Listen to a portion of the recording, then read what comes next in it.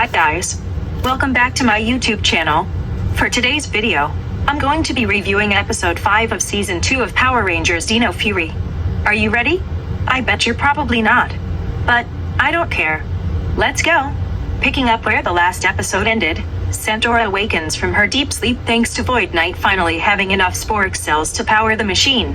Also, it's revealed that Void Knight's name is Tarek. Whatever. I'm still gonna call him Void Knight. Or maybe I'll just use both of the names in and out at most times. Which I did later.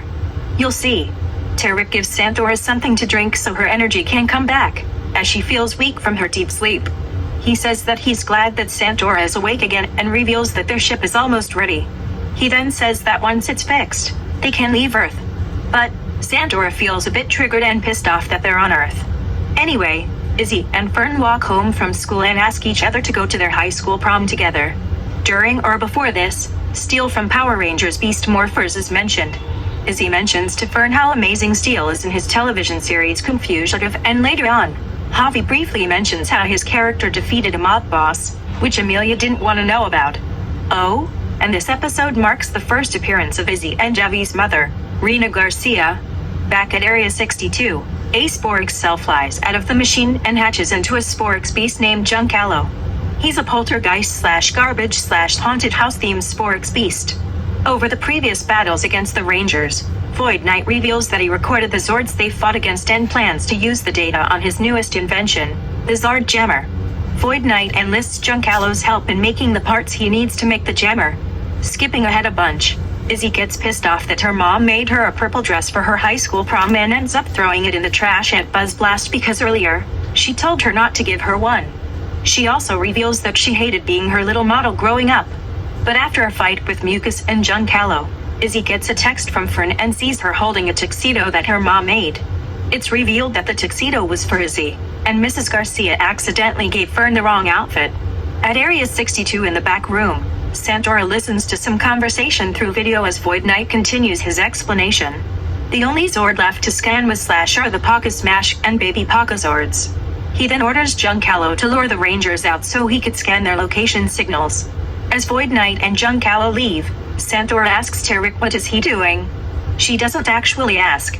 She just says it out loud to herself like some people often do. After Izzy tells her mom what happened to the dress, she says that she thinks she could make a new dress and asks Izzy to help her, which she accepts. Also, this episode features the debut of the Dino Fury Black Ranger's blazing battle armor. I'm not talking about the Rafcon Black Ranger. But to be honest, they're both touchingly the same Ranger. Whatever. Anyway, Tarek sets up the Slash scanner. With the scanner set up, Tarek orders Giancarlo to fight the Rangers, including growing and forcing them to summon the Paka Smash and Baby Paka Zords. Giancarlo's presence is alerted to the Rangers' pollution sensors, but 2 locations are brought up on the map, one at the Zord Cliffs and one at the industrial area. Zato has the team split up into 2 groups, and Javi contacts Izzy to join him and Ion. While Javi's group fights Tarek, Giancarlo grows giant and Zato's group summons T-Rex Champion, Trisora Blade, and Ankilo Hammer Zords, forming the Dino Fury Megazord in its blade formation.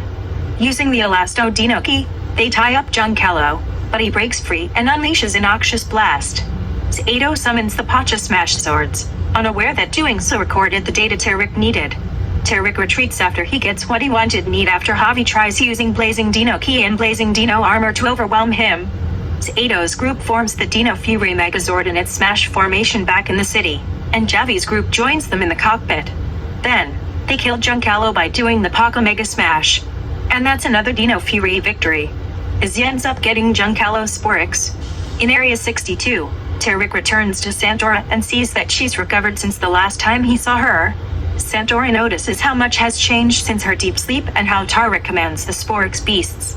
Tarek says his Zord Jammer is nearly complete, though Santora asks why doesn't he just use the full power of the Sporix beasts to get revenge on the humans, saying that they took something from them years ago. Despite remembering something that I don't know about that happened, Tarek says that he doesn't want revenge on the humans and that he only wants to leave Earth with Santora. Tarek promises Santora that once his Zord Jammer is complete, they can leave Earth with nothing to stop them. Days later, the night of the prom occurs as Izzy and Fern come out wearing their respective outfits. After Carlos takes photos of the two, Javi comes with their limousine as the rest of the Rangers appear from the back, ready to party on their drive to prom. Carlos then takes a picture of the teens, and the episode ends. I'm not really much of a fan for this episode. It's not because of Izzy and Fern's relationship, or anything else like that. It's just the plot. It's not really that interesting to me. I just think that Void Knight is once and again being let down by the writers. If I'm correct, he has been in 31 episodes for Dino Fury, and we don't know crap about his backstory. On Twitter, Simon Bennett said that Void Knight and Santor's backstory was gonna be explained, but it hasn't been explained in the first 11 episodes of the season for the show. All we know so far is just that they're both possibly aliens, and a terrible accident by the humans caused Santor to fall into a coma and forced Terror to put her in cryolab. In this episode, it wasn't explained what type of accident it was. And also, I'm confused. If Void Knight doesn't want revenge on humans for what happened to Santora, why is he even a villain?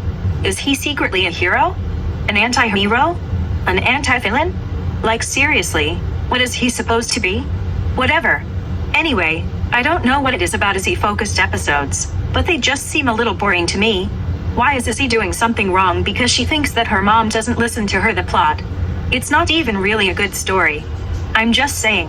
The writers could have at least tried to come up with something a little more believable. Wait a minute.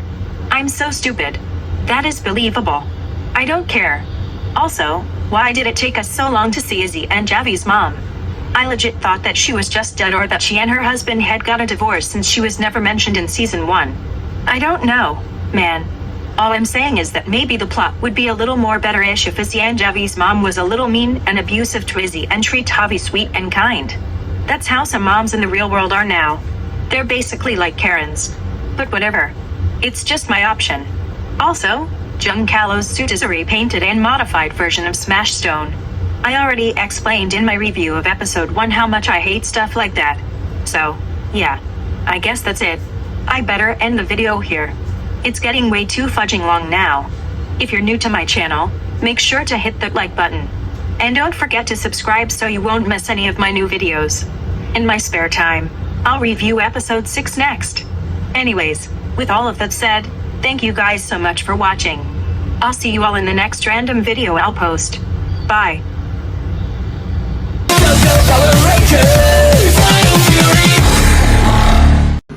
If you're gonna say Javi's name, then get it right. It's not Javi. Why do you keep saying Javi?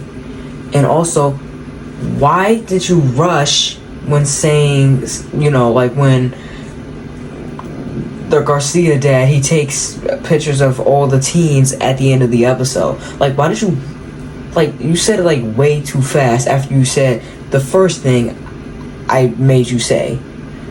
And also, you had one job to say Tarek's name right, and after you said it the last time, you said Tarek. Like I said in the last video, so stupid.